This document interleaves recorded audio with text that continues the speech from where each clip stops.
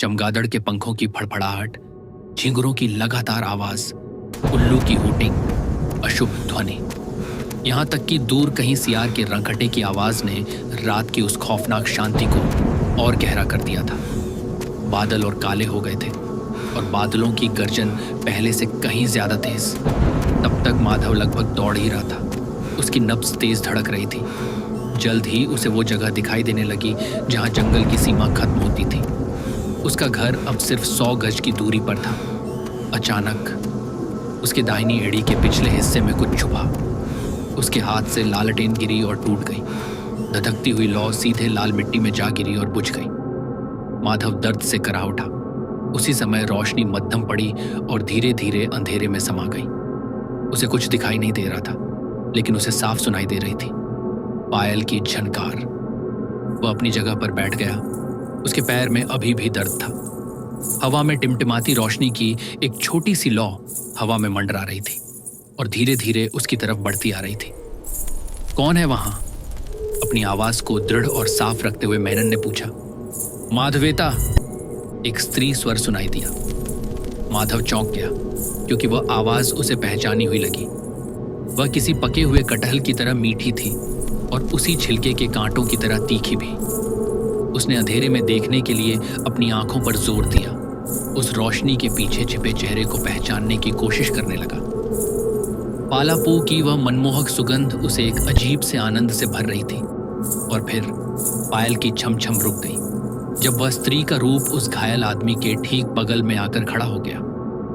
वह घुटनों के बल बैठी और लालटेन की उस मध्यम पीली रोशनी में माधव ने अपनी पत्नी कल्याणी देवी का बेहद खूबसूरत चेहरा देखा। तुम यहां क्या कर रही हो?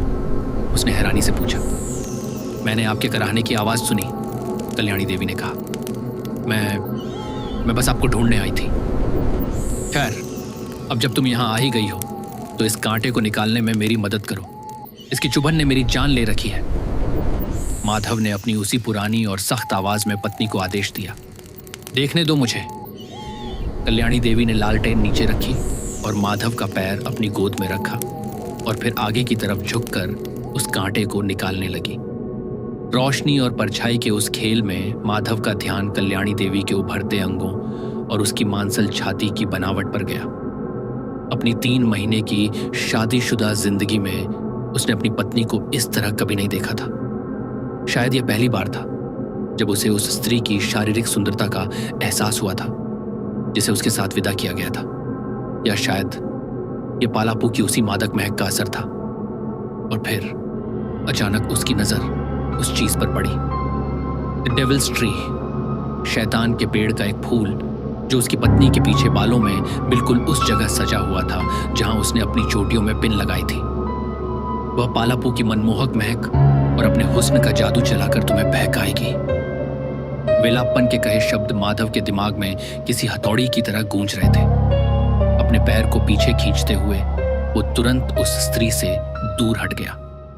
उसके पैर से कांटा निकलकर उस स्त्री के हाथ में आ चुका था और उसके साथ आबू से टपकते खून की कुछ बूंदें भी।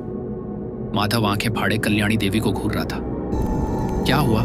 क्या बात है? तुम मुझे इस तरह क्यों घूर रहे हो? अपनी उंगलियों से उस खून को चाटते हुए उसने मासूमियत से पूछा। छी, तुमने ऐसा क्यों किया?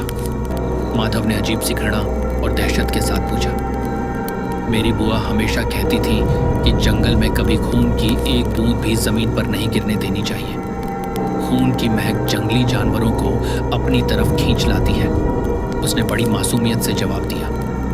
वह तुम्हारा खून छकने का कोई न कोई रास्ता निकाल ही लेगी। एक बार फिर वेलाप्पन की कही बात माधव के जहन में कौंध उठी। कल्याणी देवी अपने पति की तरफ रेंगते हुए आगे बढ़ी और धीरे से उसके गाल पर एक प्यार भरा चुंबन किया। उसके चेहरे पर एक शर्मीली सी मुस्कान खिली थी और लालटेन की उस फड़फड़ाती रोशनी में वो पहले से कहीं ज्यादा खूबसूरत और दिलकश लग रही थी। चलो जल्दी से घर चलते हैं। तुम्हारी माँ तो घर पर है नहीं, तो आज रात वो पूरा घर और यह रात सिर्फ हमारी है। अपनी बात पूरी करने से पहले उसने माधव के दूसरे गाल पर भी चूम लिया। सच कहूं तो यहाँ बाहर बहुत अच्छा लग रहा है। मेरा तो घर जाने का दिल ही नहीं कर रहा, उसने कहा। और अपने बालों में लगी पिन खोल दी। शैतान के उस पेड़ का फूल पालापूज जमीन पर आ गिरा। हवा के एक ठंडे झोंके ने उस फूल को अंधेरे में कहीं दूर उड़ा दिया और उसी पल आसमान में बिजली की एक भयानक कड़क से आसमान रोशन हो उठा। उस तेज कड़क ने माधव की रीढ़ की हड्डी तक में सिहरन पैदा कर दी, जो उस जंगल में एक अकेली स्त्री से इंच दर इंच पीछे की तरफ खिसक रहा था। अब तक उसे यह साफ समझ आ चुका था कि सामने बैठी स्त्री उसकी पत्नी कल्याणी देवी नहीं थी। वो अपनी मर्जी से कोई भी रूप धारण कर सकती है, इसलिए बचकर रहना। माधव दिल ही दिल में बस यही दुआ कर रहा था कि वेलाप्पन के कहे ये उसके आखिरी शब्द न साबित हों। वो वहां से किसी भी तरह बस भाग निकलना चाहता था। उसने उठने की पूरी कोशिश की, लेकिन पैर का असहनीय दर्द उसे ऐसा करने नहीं दे रहा था। वह स्त्री उसे पकड़ने के लिए तेजी से आगे लपकी और तभी एक और जोरदार बिजली पास ही के एक पेड़ पर आ गिरी। लाचारी की इस हालत में माधव ने चारों तरफ नजर दौड़ाई और देखा कि एक कटहल के पेड़ की जड़ों के पास स्लेटी रंग के पत्थर का एक बड़ा सा टुकड़ा पड़ा हुआ था। वह उसकी तरफ रेंगता हुआ गया और अपने बाएं हाथ से उसे दबोच लिया। बिना निशाना लगाए उसने पूरी ताकत से उसे उस मोहिनी के सिर पर दे मारा। पूरी ताकत से वो चीखी और फिर जमीन पर गिर पड़ी। बरसात फिर से तेज हो गई और माधव किसी तरह से लड़खड़ाता हुआ उठा और अपने घर की तरफ दौड़ पड़ा। वो अपनी जान बचाकर भाग रहा था। पीछे मुड़कर देखने की भी उसमें हिम्मत नहीं बची थी। उसे बस उस स्त्री के दर्द से कराहने और चीखने की आवाज साफ सुनाई दे रही थी। माधव किसी तरह अपने घर के दरवाजे तक पहुंच गया और उसके पैर से टपकते खून की बूंदें पीछे एक लाल रेखा की तरह छूटती जा रही थी। वह बुरी तरह लंगड़ा रहा था, लेकिन आखिरकार दरवाजे तक पहुंचने में कामयाब रहा। उसने दरवाजा खटखटाया, 1 बार, 2 बार, 3 बार। बेचैनी में वो बुरी तरह दरवाजे को पीटता रहा। किसी ने जवाब नहीं दिया। बारिश अब पहले से भी ज्यादा तेज हो चुकी थी और उस तूफानी शोर में अब कुछ भी सुनना लगभग नामुमकिन था। यहाँ तक कि वो उस स्त्री की चीखें भी नहीं सुन पा रहा था। उसका दिल इतनी तेजी से धड़क रहा था कि कुछ ही पलों में उसे चक्कर आने लगे और अंत में वो बेहोश होकर गिर पड़ा। जब उसे होश आया तो चिड़ियों की चहचहाहट सुनाई दे रही थी। वह लोगों के कानाफूसी करने और बुदबुदाने की आवाजें सुन पा रहा था। माधव मेनन ने अपनी आंखें एक ऐसी मनहूस सुबह में खोली जिसमें सूरज की एक भी किरण नहीं थी। उसने वेलाप्पन और गांव के कुछ अन्य लोगों को अपने आसपास देखा। उसने मुड़कर दरवाजे की तरफ देखा और गौर किया कि उस पर बाहर से कुंडी लगी हुई थी। माधव ने वेलाप्पन को एक अजीब सी उलझन भरी नजर से देखा। तुमने कल रात क्या किया? वेलाप्पन ने पूछा। उसके चेहरे पर और उसकी आवाज में एक गहरा दुख और शोक था। तुम यकीन नहीं करोगे कि कल रात मेरे साथ क्या हुआ। माधव उठा और उसने वेलाप्पन के कंधों को जोर से हिला दिया। हाँ, तुम सही कह रहे हो। हम यकीन नहीं कर सकते। मैंने उस यक्षी को मार गिराया है। माधव ने एक विजेता की तरह ऐलान किया। वेलाप्पन ने माधव का बायां हाथ पकड़ा और उसके साथ जंगल की तरफ चलने लगा। गांव वाले भी उनके पीछे पीछे हो लिए।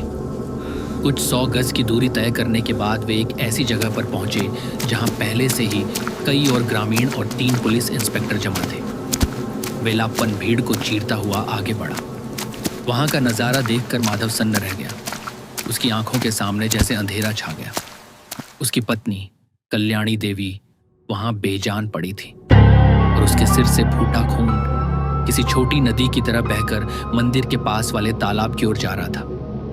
माधव बस एक तक घूरता रह गया। वही पत्थर जिसका इस्तेमाल उसने उस यक्षी को मारने के लिए किया था, उस लाश के ठीक बगल में पड़ा था। मेरी दादी ने कहानी पूरी की और मेरी तरफ देखा। उनकी आंखों में उस वक्त एक ऐसी चमक थी जिसे मैं तब नहीं समझ सका था। मेरे पास पूछने के लिए ढेरों सवाल थे, लेकिन मैं बस शांति से वहां वह दिया थामे खड़ा रहा। तुम ये दिया मुझे क्यों नहीं दे देते? जैसे ही हम उस स्मारक स्थल पर पहुंचे, मेरी दादी ने अनुरोध किया। मैंने दिया उन्हें सौंप दिया। उन्होंने उसे उस पत्थर पर रखा और एक माचिस जलाई। साल बीतते गए, सरकारें बदलती गईं, वह सिनेमा घर बंद हो गया और भूमि सुधार कानूनों ने मेरे पिता को अपनी जमीन छोड़ने पर मजबूर कर दिया। वह जंगल साफ कर दिया गया और अब वहां तुम्हें जो शॉपिंग कॉम्प्लेक्स और नया पोस्ट ऑफिस दिखाई देता है, वो उसी जगह पर है। उन्होंने अपनी बात जारी रखी। लेकिन हर साल मई महीने की 5वीं रात को कल्याणी देवी की चीखें आज भी सुनी जा सकती हैं, क्योंकि उसकी आत्मा आज भी विलाप कर रही है। उस आत्मा के प्रभाव को शांत करने और बुरी नजर को दूर रखने के लिए एक तांत्रिक को बुलाया गया था। उन्होंने दिए की बत्ती जलाते हुए और उसे जमीन पर रखते हुए कहा, फिर क्या हुआ? मैंने स्तब्ध होकर उनकी ओर देखते हुए पूछा। उन्होंने मुझे एक हल्की सी मुस्कान के साथ देखा और खुलासा किया, उसकी आत्मा को काबू में करके उसी पत्थर में कैद कर दिया गया था जिससे उसकी जान ली गई थी। उसे सम्मान देने के लिए तब से हर साल 5 मई के दिन हमसे उस पत्थर पर यह दिया जलाने को कहा गया था। उन्होंने स्लेटी रंग के उस ग्रेनाइट पत्थर की तरफ देखा जो हमारे दिए की रोशनी में चमक रहा था। बिना अपनी नजर उस पत्थर से हटाए उन्होंने मुझसे पूछा, तुम्हें आज की तारीख तो याद है ना?